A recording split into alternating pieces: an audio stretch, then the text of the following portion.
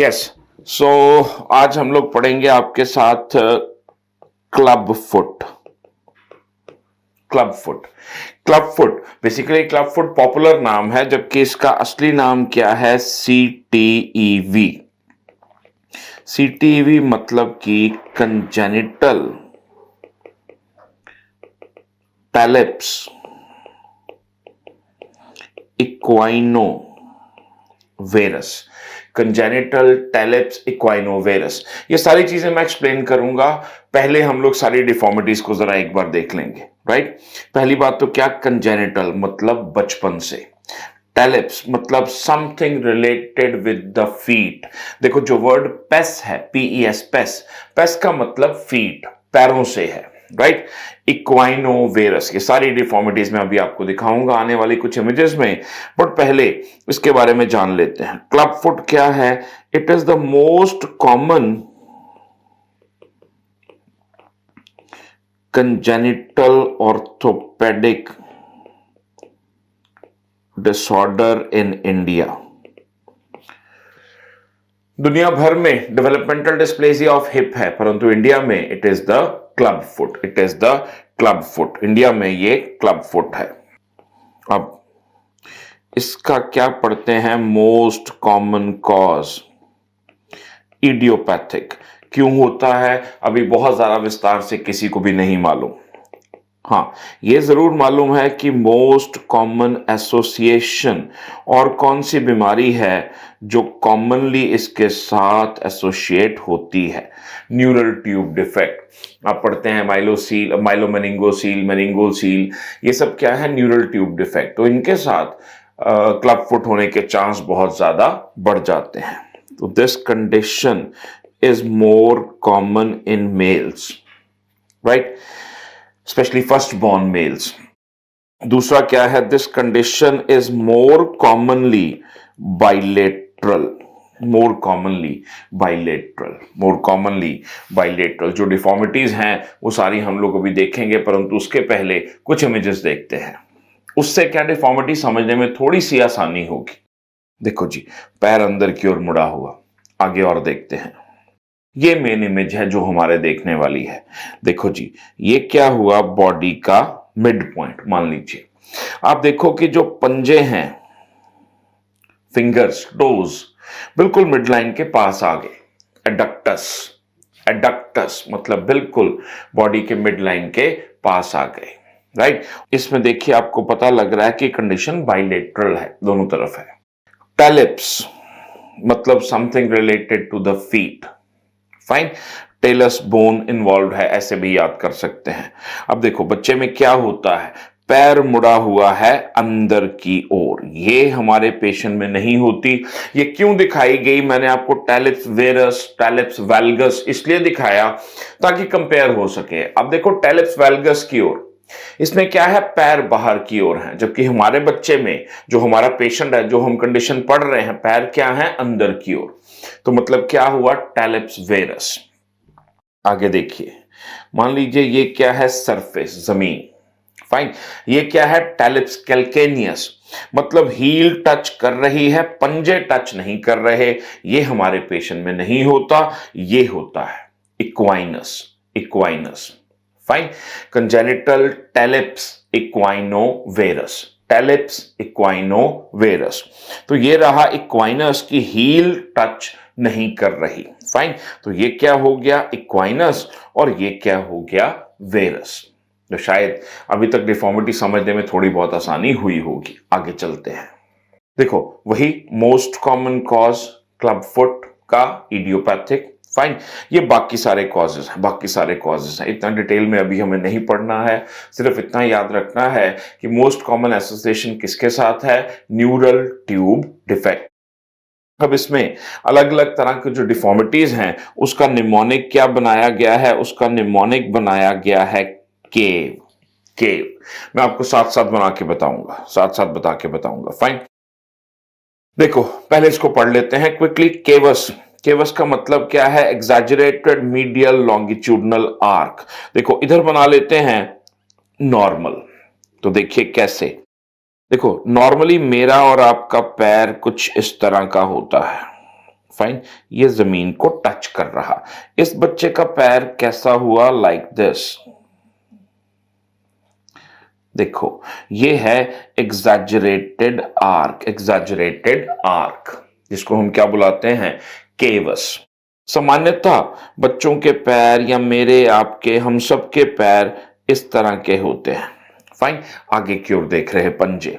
Fine, इस बच्चे के पंजे कैसे हैं? लाइक दिस, एक दूसरे की ओर देख रहे, एक दूसरे की ओर देख रहे। फाइन, देखो, सामान्यतः आगे की ओर देख रहे होते हैं पंजे, जबकि इसमें जो फिंगर्स हैं वो एक दूसरे की ओर देख रही हैं। राइट। वेरस, तो नॉर्मली जो पीछे वाला हिस्सा है वो आप देखिए, पैर ऐसे पीछे की ओर ही देख रहा होता है, जबकि इसमें प्रॉब्लम क्या है कि आगे और पीछे दोनों हिस्से ऐसे अंदर की ओर मुड़े हुए होते हैं, अंदर की ओर मुड़े हुए होते हैं। राइट। वेरस। इक्वाइनस मैंने आपको बता दिया कि नॉर्मली मेरा और आपका पैर, हील और पंजे दोनों ही जमीन को टच कर रहे हैं, जबकि इसमें क्या होगा? Like this. जो हील है वो जमीन को टच नहीं कर रही, जमीन को टच नहीं कर रही। Congenital talipes equinovarus. आगे चलते हैं। देखिए, बिल्कुल, अगर मैं इसको मानता हूं मिड लाइन, आप देखो दोनों पंजे मिड लाइन के कितना पास आ गए, तो इसको हमने क्या बुलाया? एडक्टस। एडक्टस कहां है? 4 फुट पे। देखो, पैर अंदर की ओर मुड़े हुए हैं, तो इसको हमने क्या बुलाया? वेरस। यहां लिख देता हूं, वेरस। आगे चलते हैं। ये है नॉर्मल बच्चा। फाइन, नॉर्मल बच्चा। और ये क्या है? क्लब फुट वाला बच्चा, जिस बच्चे को क्लब फुट हो। आगे चलते हैं। सब कुछ अफेक्टेड होता है, ऐसा नहीं कि सिर्फ पैर का एक हिस्सा, 4 foot, mid foot, hind foot, talus bone, ankle joint, यहां तक कि बच्चे की जो लेग है, that is also affected, that is also affected. अब हमें देखना है कि इसका डायग्नोसिस कैसे बनाएंगे, डायग्नोसिस कैसे बनाएंगे। इस एक्सरे की बात बाद में करते हैं, पहले हम बाकी चीजें देख लेते हैं कि डायग्नोसिस कैसे बनेगा। तो जी, डायग्नोसिस कैसे बनेगा? क्लिनिकल फीचर तो हमने देख लिए, जिसका नाम केव लिखा था हमने, CAVE, केव। फाइन, उसमें क्या था? केवस था, और क्या था? एडक्टस, वेरस और इक्वाइनस। नाउ, डायग्नोसिस या तो बन सकता है जन्म से पहले, एंटीनेटल। फाइन, जन्म से पहले कैसे डायग्नोस बन सकता है? तकरीबन 24 weeks of intra uterine life पे हम लोग क्या करा सकते हैं? अल्ट्रासाउंड, उससे उससे पता लग जाएगा। फिर साथ में हम क्या कराते हैं? एमनियोसेंटेसिस, ताकि और जो कंजेनिटल बीमारियां हैं उनका भी पता लग सके। राइट। पैदा होते ही डायग्नोसिस कैसे कर सकते हैं? सो डायग्नोसिस एट बर्थ, वो हम लोग कैसे करेंगे? एक लाइन पढ़िएगा, फिर मैं उसका मतलब समझाता हूं। लाइन क्या है? There is inability to approximate, approximate मतलब मिलाना आपस में, inability to approximate the dorsum of feet with the anterior aspect of leg. Fine, अभी एक इमेज देखिए, देखो ये इमेज देखिए। अब मान लो यहां मैंने बना दिया पॉइंट 1, ये क्या हुआ? Anterior aspect of leg. यहां मैंने बना दिया point number 2, dorsum of feet. नया जन्मा बच्चा, उसके लिगामेंट इतने ढीले ढाले होते हैं कि आप चाहें तो बच्चे के पैर को मोड़ के टांग के साथ लगा दें, बट इस बच्चे में मजाल है कि आप पॉइंट नंबर 1 और पॉइंट नंबर 2 को आपस में जोड़ पाएं। Right, you can not approximate the dorsum of feet with the anterior aspect of leg, with the anterior aspect of leg. आप नहीं जोड़ सकते उनको आपस में। राइट।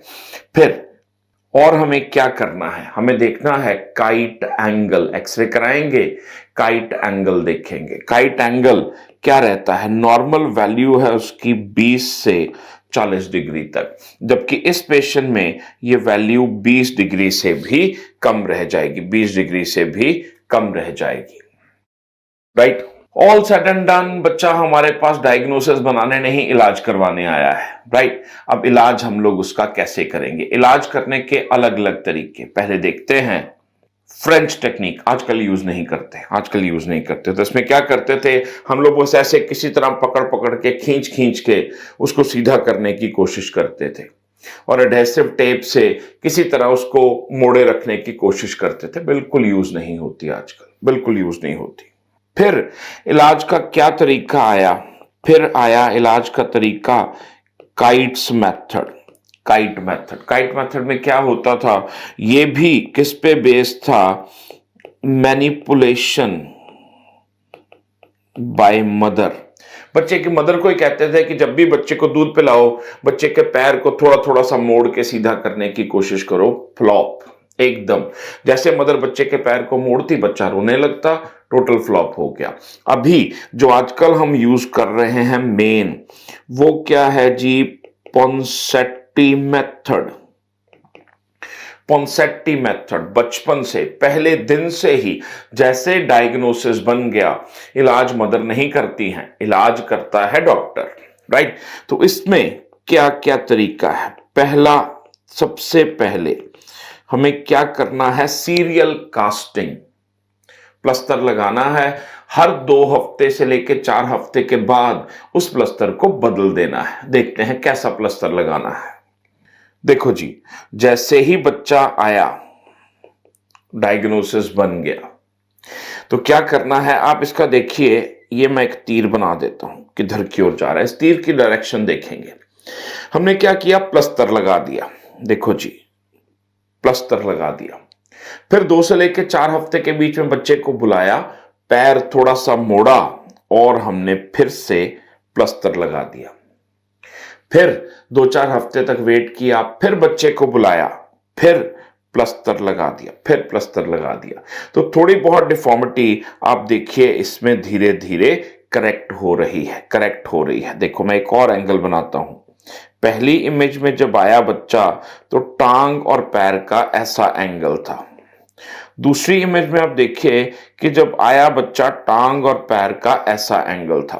तीसरी इमेज में आप देखिए जब आया बच्चा, तो टांग और पैर का ऐसा एंगल था। धीरे धीरे हम सही करने की कोशिश करते हैं, जैसा कि नॉर्मल बच्चों में होता है वैसा हम एडजस्ट करने की कोशिश करते हैं, मतलब थोड़ा बहुत सीधा करने की कोशिश करते हैं with the help of cast, plaster, right.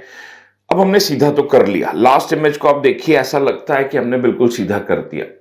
Unfortunately जैसे ही हम प्लस्तर हटाएंगे, थोड़ी देर बाद बच्चे के पैर फिर से खराब हो जाएंगे। तो हमें क्या करना है, हमें क्या करना है, हमें कुछ ऐसा करना है कि जो यहां पे, फॉर एग्जांपल ये एंड स्टेज है कास्टिंग का, तो जो हमें हासिल हुआ है कास्टिंग पे, प्लस्तर लगाने पे, बनाए रखना है। कैसे बनाए रखेंगे, हम यूज करेंगे ये स्प्लिंट, डेनिस ब्राउन स्प्लिंट। कैसे पहचानोगे, बीच में क्या है, क्रॉस बार।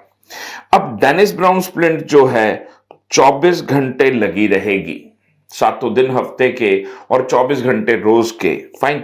कब तक, 1 साल तक, 1 साल तक। 1 साल के बाद देखो बच्चा चलने फिरने की कोशिश करेगा, चलेगा भी। तब हमें क्या यूज करने हैं, सीटीईवी शूज, सीटीईवी शूज। तो दिन के समय हमें यूज करने हैं सीटीईवी शूज, और हो सकता है हमें ये कम से कम 7 साल तक यूज करने पड़े, 7 साल तक यूज करने पड़े, राइट। फिर नाइट टाइम, फिर वही 7 साल के लिए हमें क्या लगानी पड़ सकती है, sorry, Denis Browne splint, Denis Browne splint, CTEV shoes. अब सीटीईवी शूज में क्या खास है, straight inner border, fine, outer raise, और नो हील, बिल्कुल हील नहीं, एकदम flat, right.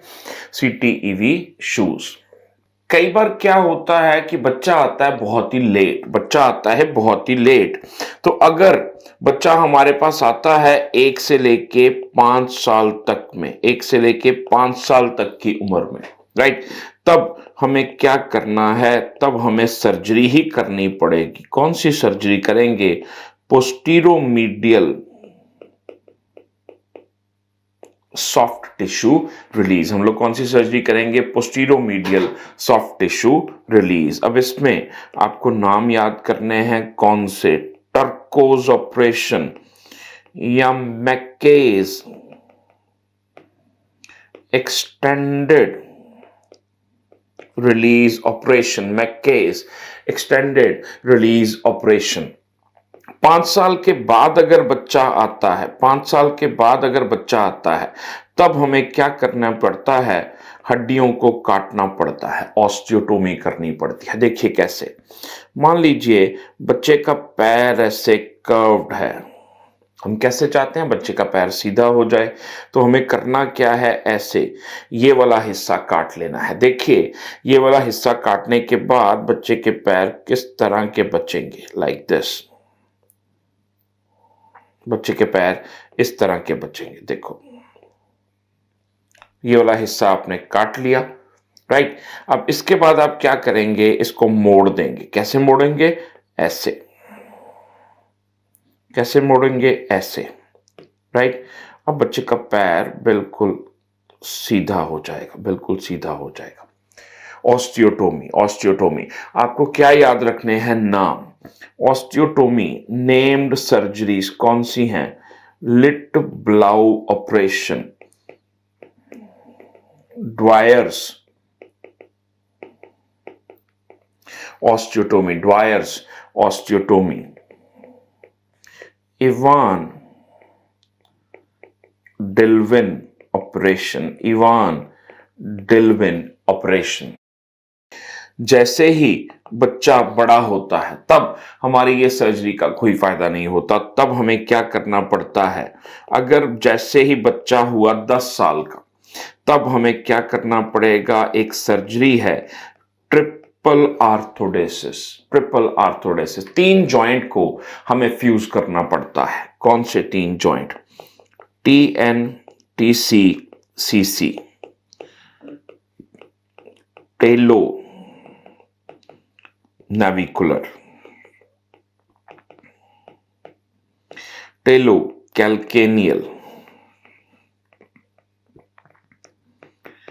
कैल्केनियो cuboid, calcaneocuboid, right. Talonavicular, talocalcaneal, calcaneocuboid, ये सारा चीजें हमें लास्ट में जाके ज्वाइन करना पड़ेगा, लास्ट में जाके ज्वाइन करना पड़ेगा, राइट। अब हमें क्या करना है? 2 चीजें याद रखनी है। कई बार पूछ लेते हैं काइट मेथड और पोंसेट्टी मेथड का कंपैरिजन, काइट मेथड और पोंसेट्टी मेथड का कंपैरिजन। तो काइट मेथड में what is the order of correction? So C मतलब सबसे पहले केवस करेक्ट करेंगे, फिर एडक्टस करेक्ट करेंगे, फिर वेरस करेक्ट करेंगे और फिर ई मतलब इक्वाइनस करेक्ट करेंगे, इक्वाइनस करेक्ट करेंगे, फाइन। और किसके आसपास करेक्ट करते हैं? धुरी जिसको बोलते हैं। What is the fulcrum? Fulcrum is calcaneocuboid joint. Fulcrum is calcaneo-cuboid joint. Fulcrum is calcaneo-cuboid joint, right? Ponseti method में what is the order of correction? Order of correction is पहले केवस correct करेंगे, फिर adductus and varus correct करेंगे and last में जाके equinus correct करेंगे। Fulcrum इसमें क्या होगा? Head of talus, head of talus. अगर हमने ये वाला ऑर्डर नहीं फॉलो किया तो क्या होगा? Rocker bottom foot. Rocker bottom foot will develop if this order is not followed. Rocker bottom foot will develop if this order is not followed. Why? Because इस केस में थोड़ा सा डिफिकल्ट पॉइंट है, हाँ इसका याद रख लेंगे तो बहुत अच्छा रहेगा। क्या होता है कि इसमें करेक्शन हम लोग चाहते थे हेड ऑफ टेलस के आसपास हो, बट करेक्शन इसमें हो जाती है अराउंड मिड टार्सल जॉइंट। आगे देखते हैं, ये रहा रॉकर बॉटम फुट। देखो रॉकर बॉटम फुट नीचे से गोल, रॉकर बॉटम फुट नीचे से गोल, राइट। क्वेश्चन आता है कि which is the least correctable deformity. So the least correctable deformity क्या है? इक्वाइनस, इक्वाइनस। और क्या क्वेश्चन आता है कि पोंसेट्टी मेथड को चेक कैसे करें, वर्क कर रहा है कि नहीं। Fine. So Pirani score is used to calculate effectiveness of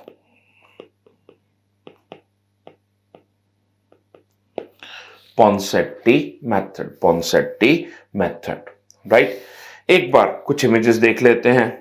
ये भी क्या है? एक तरह का सॉफ्ट टिश्यू रिलीज ऑपरेशन। क्या? जेड प्लास्टी। आप देखो ये जो हरे रंग वाली लाइन है, ऐसे हमने कट मारा, टेंडन को खींचा और फिर इस तरह से जोड़ दिया, इस तरह से आपस में जोड़ दिया। अगला देखते हैं, टेंडन ट्रांसफर ऑपरेशन। ये भी किस में आता है? सॉफ्ट टिश्यू रिलीज में। ये देखिए ये क्या है? टर्को रिलीज। याद कीजिए अभी हमने देखा, यहां पे देखिए वही जेड प्लास्टी भी करी हुई है साथ में, जेड प्लास्टी भी करी है साथ में। ये क्या है? ऑस्टियोटोमीज, ड्वायर ऑस्टियोटोमी, ड्वायर ऑस्टियोटोमी। ये वाला हिस्सा काट दिया और बाद में इसको सीधा कर दिया, जो वेरस पार्ट था वो थोड़ा सा सीधा हो गया। फिर साइड वाला पार्ट याद कीजिए, जो मैंने बताया था कि ऐसे ये जो इधर वाला पार्ट जिसको मैंने शेड किया अभी, इसको काटना। अलग अलग तरीके हैं काटने के। देखो Ivan Dillwyn operation, लिटब्लाउ operation, fine, जिससे पैर थोड़ा सा सीधा हो जाएगा। फॉलोर ऑपरेशन भी एक नेम्ड ऑपरेशन है। नहीं कुछ बने तो हम टेलस को पूरा ही काट देते हैं। ये था हमारा क्लब फुट।